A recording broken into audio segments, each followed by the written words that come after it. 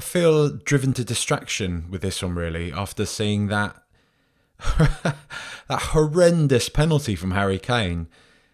Just after I tweeted, after his first one, surely Harry Kane is the best penalty taker of all time, which opened up the debate as to whether or not it was Matthew Letizia, who I vetoed because he hardly has played any international games, and I don't think he's ever played in Europe. But then he's gone and hit that. I almost feel like as a sort of personal attack on me to make me look silly.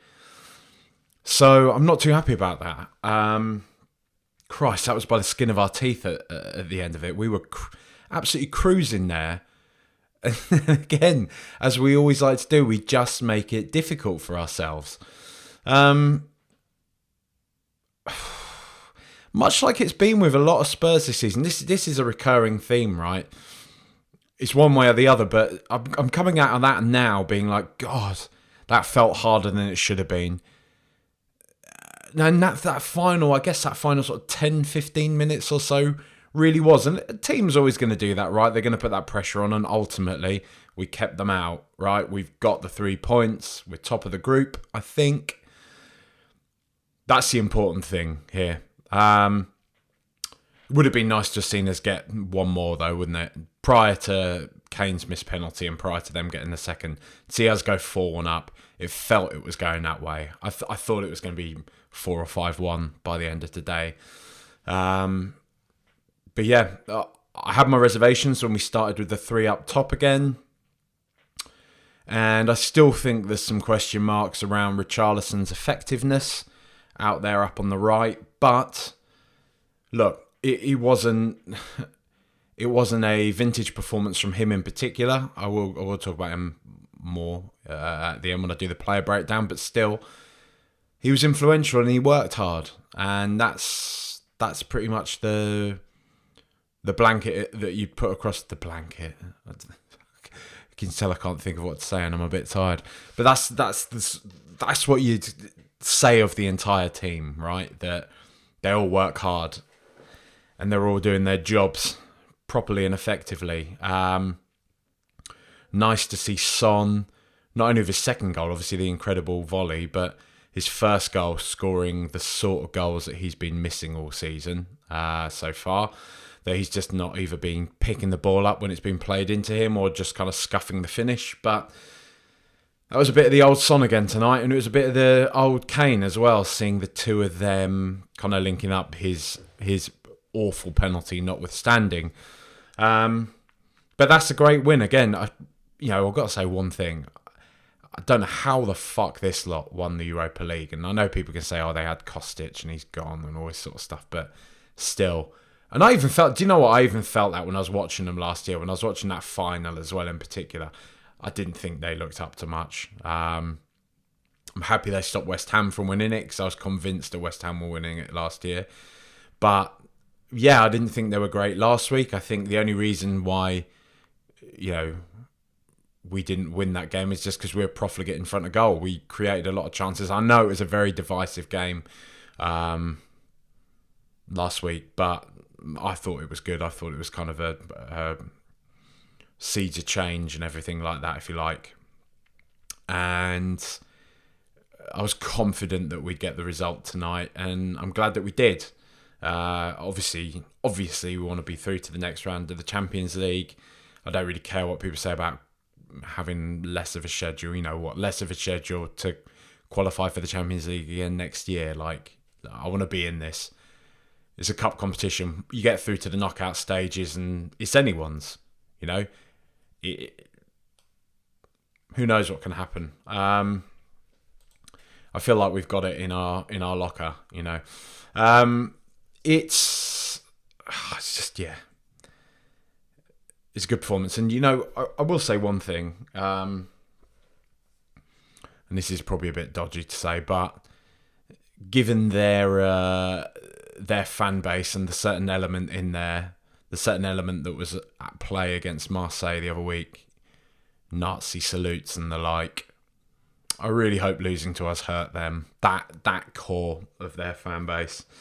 I I'll leave that there. But yeah, fuck them. Fuck the fash fucking bastards. But that's a great result for Tottenham. Great result for Tottenham. Let's go through the players. Tottenham, Frankfurt. We want to carry that through into the league, right? We got to keep this form going, and you know, whatever Arsenal are doing in the Premier League, they're not in the Champions League, so this is our chance to kind of just rub it in their faces. There's going to be nothing worse than us beating them to it and then not making it through the group stages. You know, once you're out the group stages, whatever happens, you know. But we got to get out the group stages, and this is our pot one team. This is our pot one team, and we've done it. One of my Brexit opinions, I've tweeted this, but in case you don't follow me on Twitter or you didn't see it, there is I do think there's a certain type of referee in European football that just doesn't like English teams. And I feel that we had that referee tonight because he was loath to give us anything whatsoever. He wouldn't have even sent off that Tutor lad if he'd have realised that he'd booked him previously.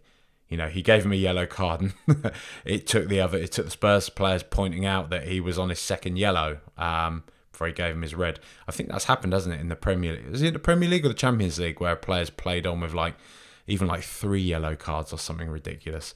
I don't know, but it was I thought he had an absolute shocker tonight, and I'm just glad that we weren't on a knife edge, that we were pretty comfortably getting the job done ourselves without really needing his help too much. You know, he didn't even want to give us the penalty, which you could see straight away. You didn't need VAR for that. You could see it was a penalty. There was no effort made to play the ball whatsoever. Kane was completely wiped out there. Ridiculous. Let's go through the players. Lloris, a couple of really good saves tonight. I thought a better performance from Hugo tonight. There was one in particular, I think it was from Lindstrom, who, tidy little player, I thought, for Frankfurt. I don't really know much about him, to be honest. Let's have a look. Let's have a quick look. Lindstrom. Yes, another Dane. Fucking have Mark Nesbitt going on about this now, aren't you, as well? Jesper Lindstrom, commonly known as Jobby or Job, Jobbe, commonly known as Jobby. Let's call it Jobby. Is a Danish professional footballer. Yes, thank you. Plays as a midfielder for Bundesliga club Eintracht Frankfurt and the Denmark national team. Where has he come from? Brøndby. And he's been at Frankfurt since 2021. 22 years old. 6 foot winger. I like him. I thought, really, really fond of him. He was causing us problems tonight. But Hugo Lloris, great save from him. Good performance all round. He tried to do his best to stop them from scoring as well, which I don't think you could put any of the blame at his door. Longley, seems that he is now the first choice. Another solid, decent performance from him. There's nothing that stands out from him that gave me cause for concern. Equally, I'd probably say there was nothing that really stood out that was exceptional. But that's not a bad thing, you know. He's a defender at the end of the day. As long as he's having a quiet, solid game, fine, you know. He seems to be our first choice now, doesn't he? So, good luck to him. Eric Dyer, probably the first wobble. I think for that goal, if I'm correct in saying he was partly at fault for that, but he kept together. Do you know what? for their second goal, I wasn't really fully paying attention. I snapped into that mode of like, fuck's sake, and was just getting really anxious about them equalising, coming back, doing a West Ham on us. So I wasn't really paying attention to the actual mechanics of their goal. I know it's from a corner from fucking Mario Götze, a man who won't leave me alone, it would seem. Comes off the bench to cause me all sorts of footballing anguish. But I didn't even realise he was still playing, because I know he'd had some health issues. I thought he'd actually retired as a result of that. So good luck to him. It's easier to say that after we've won, isn't it? But yeah, I don't really know who was at fault for the second one or not. But I thought Dyer had a Dyer game. Pretty solid, pretty decent. Other than what I seem to recall anyway is him being sort of at fault, getting done for the first goal. Christian Romero, much better performance tonight. It was a bit weird. I thought his covering on the line was kind of weird for the first goal. Sort of did that weird. Remember John Terry in the World Cup all those years ago for England when he sort of dived across the line to head a ball out? Romero was trying to do that. I mean, whatever. At least he was making an effort to go for it, so can't fault him too much. But he did a lot of his... Do you know what it was nice to see again tonight? It was him coming on and picking up the ball in midfield, actually, being that man on to the opposition when they kind of think they've got a lot more time than they do. And you've got Romero sort of doing these lung-busting runs out of defence to tackle somebody in the midfield sort of area and carry the ball forwards. I think he did that a couple of times tonight, and it was nice to see him doing that. I still find it so perplexing that I don't know if it's an instruction from Conte or not, but still, you still see it every now and again when we're on the attack, and you see the front three forward, and then you'll just see Romero up there as well, floating, sort of ghosting into the box. I don't think I've ever seen him really do anything sort of useful when he's gotten into that position either. So I don't know, whatever. Let's not clip his wings, because we've been talking about that this season and how it looks like he's been sort of holding back, playing within himself. So, if you can't take him at his lung busting, ghosting into the box worst, then you don't deserve him at his dogged, doesn't let anything past him, brick wall at the back best. Ryan Sessegnon, fantastic performance, I thought. Interesting to see him start ahead of Perisic. There's been some discourse about Perisic's defensive ability, about his kind of place in the team, whether or not he should be a sort of rotation option, because he's an older player coming in maybe for the sort of fodder games. I've seen it actually said that Sessegnon is a better option for us in the big games. We've seen him previously pocket Salah, and I'm sure we've seen him play very well in other big games that are escaping me. I think Manchester City he had a good game against, I want to say, but I don't know. I can't remember. But yeah, with his energy, with his sort of...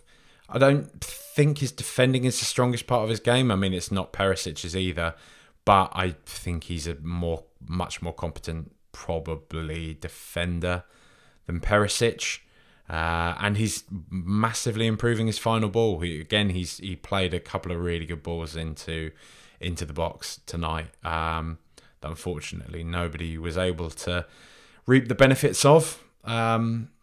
But he's getting more confident. He's quite direct. That's what I like about him. And I really do think there's a player there. Like I said, I'm not just going back on everything that I've said. I do think sort of time is running out for him a bit. He's got to make sure he can, at this age and in the size of team that he's playing for now, this is an established Champions League team. You'd like to think we're going to finish in the top four again this year. You'd like to think we're going to be involved in a title race this year. And you got to maintain a certain standard for that. It's no slight of the lad. I think he's a brilliant player. I think he's got all the capability or at least the potential capability to play at that level consistently. But he's had a fair crack over the past few years, and he's still a bit up down. So I'm not digging him out. I really want it to come good for him. But all I'm saying is, we got a doggy coming in. There's every chance we might sign somebody else as well. I don't know. He's just got to make himself hard to drop. And more performances like tonight, and he will do, because he was, like we keep saying, this is a Europa League winner. As much as I've dug him out, pot one, Champions League, not a must-win game, but let's say if must-win is red, it's an orange win. I was going, but I don't know why I was yellow cards, red cards for win or lose, or must win or not must win. I don't really know where that was going. Give me a break, all right? Pierre-Emile Højbjerg, I think we got to say now, haven't we? He's been our player of the season so far. And anybody that's listened to this podcast for long enough knows how much I've revelled in digging him. Not revelled in it, but how much I've dug him out and made it clear that I think we need to upgrade on him, that he's not good enough for us. I mean, he certainly is now. I don't think I've seen it said on Twitter by a few different people that the only reason he's our best player is because our best players haven't been performing. I don't really know if that's fair or not. I don't really think it's that valid, because individually he's been brilliant. And I thought he was spot on tonight. Absolutely spot on. I mean, for his cross for the second goal, or for the third goal, was sublime. And the footwork before, to sort of run in, he sort of knocked it from foot to foot to get past the opposition defence, got into position, and just dinked that lovely, just picture perfect over onto Son. He's undroppable at the moment. He's absolutely undroppable. First name on the team sheet, really. He's brilliant. He's been brilliant. He's controlled, and he's solid in his defensive capabilities. This is a funny thing for somebody that's been the Viking, this sort of combative midfielder. Oh, well, at least we can rely on him to be fit and to always get stuck in. I think he's even refined the defensive side of his game. He doesn't seem as brash. He doesn't seem as eager to please, if you like. He doesn't seem as eager to be kind of just being this sort of shouty, hard man in midfield. He seems to actually becoming a more cultured defensive player. It seems to be really that he's playing in mind of not only breaking up the opposition play, but getting the ball and making something with the ball. Whether that's something that's always been sort of in his skill set, or whether it's something that's been coached him by Conte and this team, or just at least nurtured further by Conte and his team, I couldn't tell you. But whatever it is, he looks absolutely brilliant at the moment. Really coming of age. Looks like an absolute steal for whatever it was we got him for, 12 million or something like that. Yeah, fantastic. Rodrigo Bentancur, I mean, again, similarly, brilliant. Like as I was saying of Longley, I couldn't really say anything that Bentancur did tonight that was exceptional, but I wouldn't say a single thing that he did that was even wrong, let alone terrible.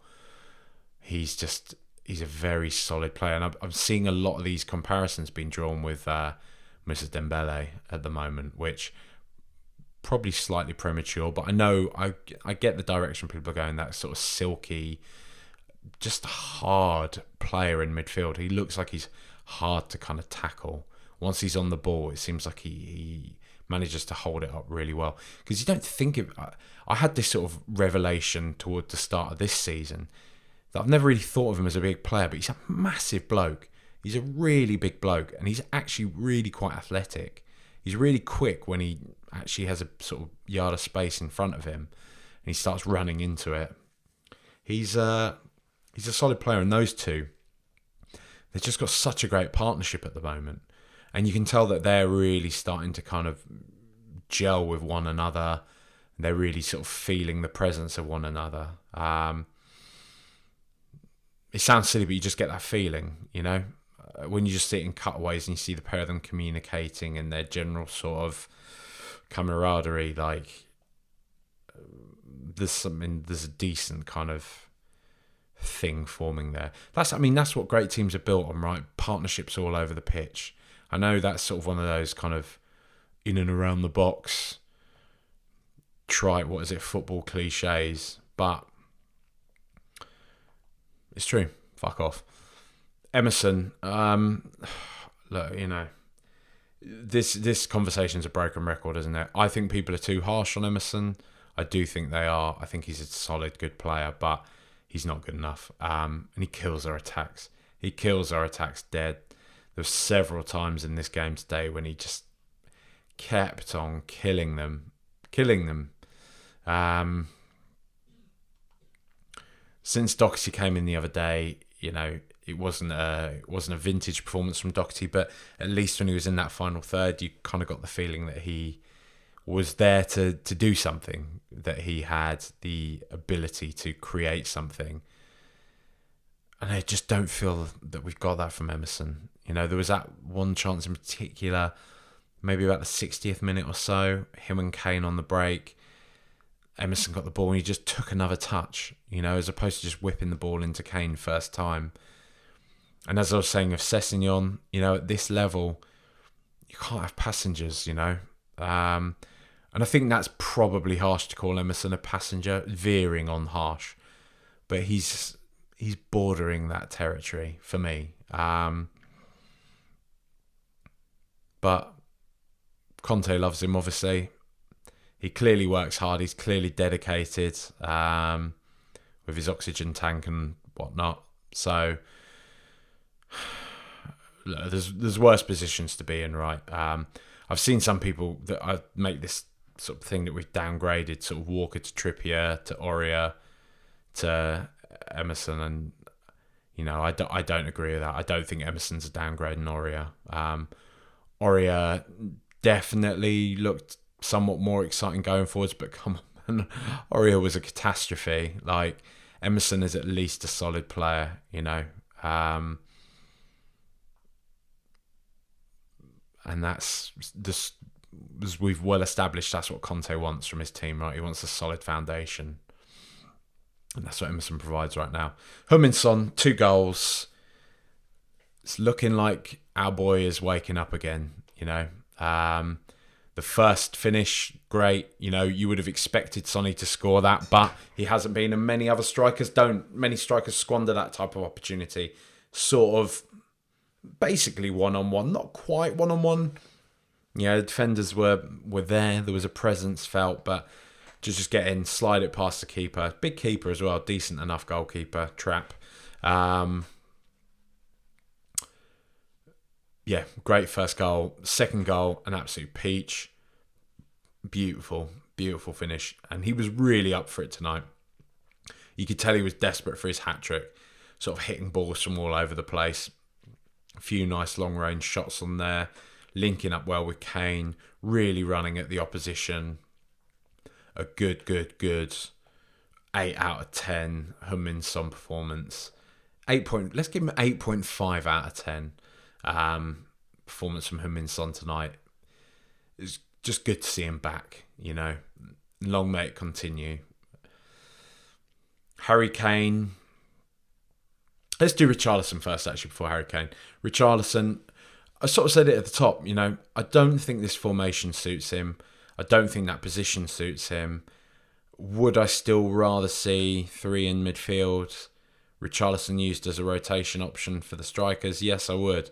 I think Son probably plays better in a 2 as well, really. I think Son plays better just off of Kane. Or I don't think one of them either plays off of the other, really. I think they both kind of play this weird sort of false 9 role, really, where they sort of rotate with one another. I don't know.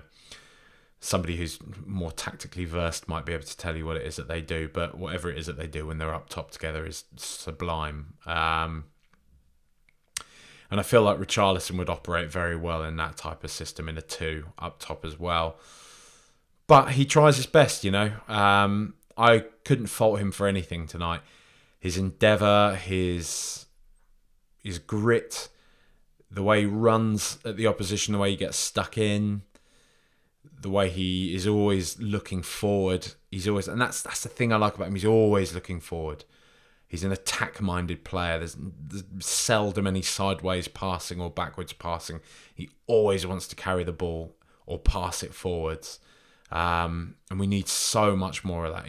It's such an underrated trait, really, especially in a system like we have now with Antonio Conte, where chances are at times few and far between that we're not the most sort of progressive team, if you like. When you got a player like Richarlison that just wants to, just get the ball around the opposition area, it's a great thing to have. And he, his guile, his endeavour to almost make that goal for Sessegnon was great. It's weird because I don't feel like that's what we really signed Richarlison for. I felt like Richarlison was, going to be the guy that was going to be getting on the end of those sort of opportunities, scoring goals like we saw against Marseille. And hopefully he will have more opportunity to do that.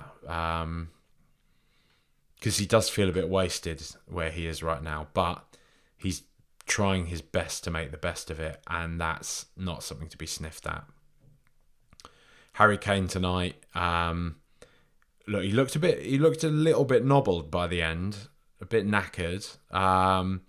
But for most of the game, it was almost like a throwback performance. Like he was picking up the ball deep and running. The funny thing is, maybe it's just Kane, the England captain, and his, there's something happens to him. He gets possessed by some sort of spirit when he's playing against German opposition. But we've seen it whenever he plays Dortmund, the way he just kind of runs from deep and runs at players and becomes a sort of player that, or at least does the sort of things that I don't normally associate with Harry Kane. But again, tonight he had a couple of those sort of mazy kind of runs when he picks up speed. Like I've always said, his acceleration isn't the best, but people talk about Kane being a slow player. I don't think he's an especially slow player. Once he's actually running at top speed, it just takes him a bit of time to get there. I don't think he's a particularly quick player either, don't get me wrong, but I just think he's sort of average, an average sort of speeded player, whereas it's often made out like he's some cement truck or something. And but he was, running at the opposition, trying to make stuff happen, linking up with Son well. Look, this is all encouraging signs. We've been talking all year, and it's almost become a bit of a parody. I mean, me and Tom Foynes, Tom Hayward, friend of the show, regular guest on here, when we've been sort of in our angry moments, bitching about Spurs on WhatsApp, we've been almost like mocking the "when it clicks" kind of mantra that's been floating about. But, to give you happy clappers dues, it is starting to feel that way a little bit. I thought the Frankfurt game the other night, winning away at a very difficult ground like the Amex, and then tonight playing a lot of nice football. Okay, right, we conceded 2 goals, and I'm sure Antonio Conte, most of all, will be very, very unhappy about that. But still, we've come away with a win, and we're sitting. Let me see if we are. I keep saying we're sitting top of the group. Let me see if we are still at the moment. Champions League. Yeah, so Marseille beat Sporting 2-0, so that should mean that Tottenham, top of the group, 7 points. Happy with that, That should mean, it's very close though. It's a very close group. It's all to play for, isn't it? Fucking hell. So that's, shows you even more how crucial that win was tonight. absolutely buzzing with that. Delighted. Fuck, I really didn't realise how close this group was. Yeah, that's absolutely essential that we got that win. There was one other thing I want to say. Brian Hill came on again, won us that penalty. It's funny, isn't it? Because he naffed up. They were really on a nice break, and he buggered up. He couldn't pick the ball up properly. Frankfurt took the ball, and then they sort of inexplicably just passed it back to him, gave him the opportunity, and he ran. I can't remember which defender it was, but he ran him absolutely ragged, and managed to get us that penalty that Kane. Hopefully, that's out of his system. Fuck knows what that was. But Hill, it'd be nice. I hope he gets some minutes in the Carabao Cup, maybe even the FA Cup. What he does that I think we all want to see, that I love to see every time he's on the pitches, it looks like he's really trying to make the most from the minutes that he's been given, that he is putting in an effort. He's putting in a real shift.